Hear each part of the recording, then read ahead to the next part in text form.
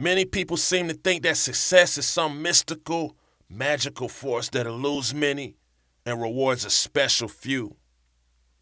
It's been called luck, chance, favor, even accidental. But it's rarely viewed as countless hours spent doing the little things that separate the good from the great.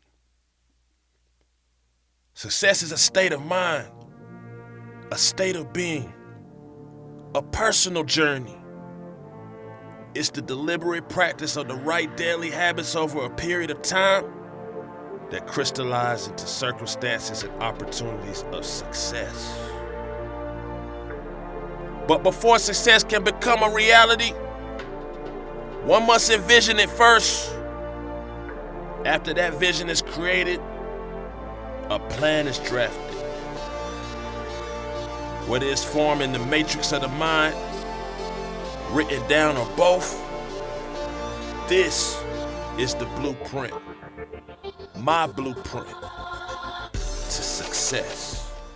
Yo, check it out, man. You know what it is. DJ Screen representing Hood Rich Maybach Music, man. I'm a DJ, entrepreneur, hustler. You know what I'm saying? Claimed by the streets as a mixtape legend or aficionado. So that's basically it. My first claim to fame, I guess, is fame part in this mixtapes. You know what I'm saying? I actually started off as a party DJ doing like house parties and you know, those type of things in high school and college, and then like people would come up to me and like, man, I want to mix at your parties. So I started just kind of just going in the lab and just recording like my party sets and just giving them to people, and it became like an addiction. In college, I went to Tuskegee University, and every week people would be asking me for a new mixtape. So I kind of just got my practice and got my feet wet and learned how to make my mixtapes better. You know what I'm saying? And then just the whole mixtape grind went from just doing those to doing mixtapes with artists to doing mixtapes with artists that became superstars to doing classic mixtapes to doing radio, which is basically like mixtape radio to me, and just everything from there, you know what I mean?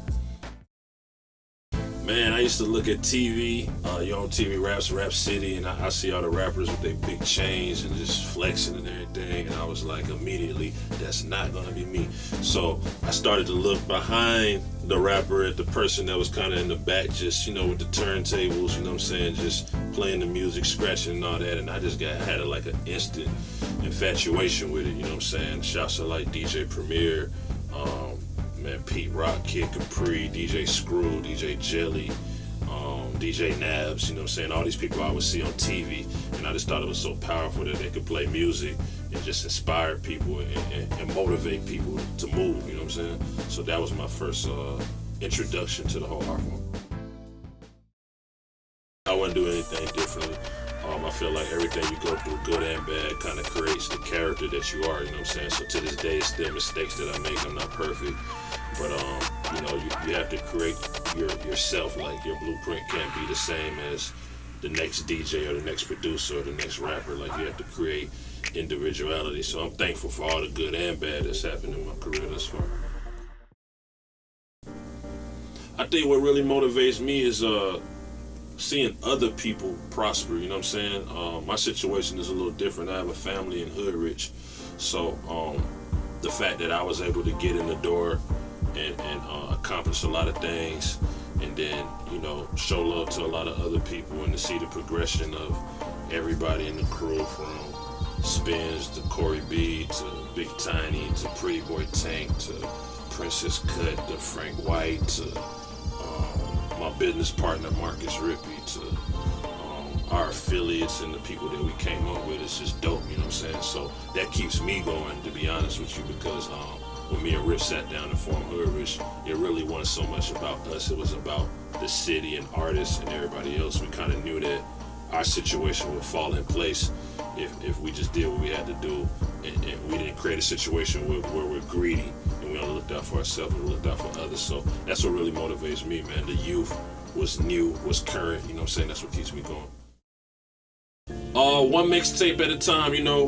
When I graduated from Tuskegee, literally, how I created mixtapes, I created them, I did my own artwork, I cut out the covers, I burned them myself, I did everything myself until I met Rip. Then it became us two doing it, you feel me?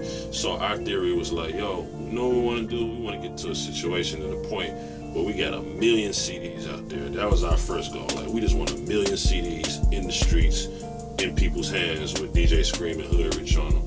And the crazy thing is, I remember the point where I had like a 6-month stretch, like, where I did like a Gucci Man tape. He pressed up 100,000, Rocco 100,000, Shawty Low 100,000. We was 1 million in no time. So then we wanted to be like McDonald's, like over 1 billion served. So now we want 1 billion mixtapes in the streets, you know what I'm saying? For me, what worked for me, you know, some people build their fan bases from doing parties, but what worked for me is just mix CDs, because I feel like they're special and they're personal. So it's dope when somebody come to me in the airport and be like, yo, I still play your Pimp C mixtape or your Heavy in the Streets 3, like that's a classic, I play that forever. You know, that helped me get through some hard times, or that helped me in my workout, or whatever the case is. So mine was definitely the mixtapes, you know what I'm saying? There was kind of a way of me communicating with the people without directly talking to them, you know what I mean? My blueprint to success, man, I think I kind of stated it before, man, like definitely focus, you know what I'm saying? You know, I think a lot of the times why you see artists get from point A to point B is because they're focused. Then all of a sudden they have this money, and it's easy to go get the women, the cars, the jewelry, all these things. And I've been a victim of it too, to be honest with you.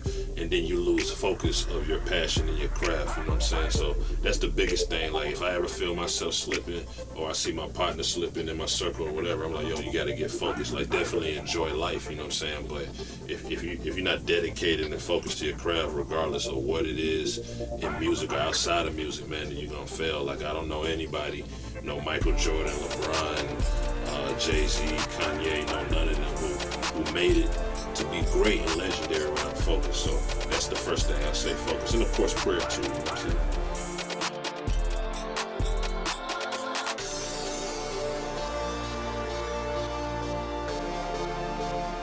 Check it out, you're watching DJ Scream right now, and this is my blueprint to success. Listen.